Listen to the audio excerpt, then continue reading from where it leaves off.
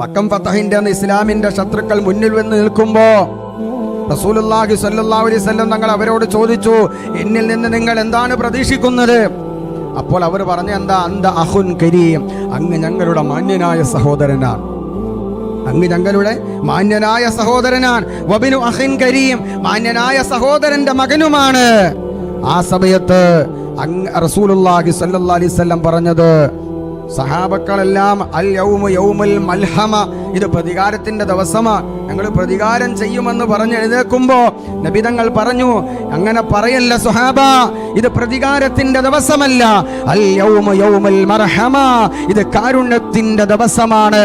എനിക്ക് നിങ്ങളോട് പറയാനുള്ളത്, എനിക്ക് മുന്നേ കഴിഞ്ഞുപോയ പ്രവാചകനായ യൂസുഫ് നബി അലൈഹിസ്സലാത്തു വസ്സലാം പറഞ്ഞ അതേ വാക്കാണ്. പൊട്ടക്കിണറ്റിലേക്ക് വലിച്ചെറിഞ്ഞ യൂസുഫ് നബി അലൈഹിസ്സലാത്തു വസ്സലാമിന്റെ സഹോദരങ്ങൾ പഞ്ചപുച്ഛമടക്കിക്കൊണ്ട് തന്റെ മുന്നിൽ വന്ന് നിൽക്കുമ്പോ പ്രതികരിക്കാനും പ്രതിഷേധിക്കാനും എല്ലാ കഴിവുമുണ്ടാകുന്ന ആ ഒരു സാഹചര്യത്തിൽ പോലും യൂസുഫ് നബി അലൈഹിസ്സലാം പറഞ്ഞു, ലാ തസ്രീബ അലൈക്കുമുൽ യൗം യഗ്ഫിറുല്ലാഹു ലക്കും വഹുവ അർഹമുർ റഹീമീൻ, അല്ലാഹു നിങ്ങൾക്ക് പുറത്തു തരട്ടെ, അവൻ കരുണാവാരിധിയാണെന്ന് പറഞ്ഞു.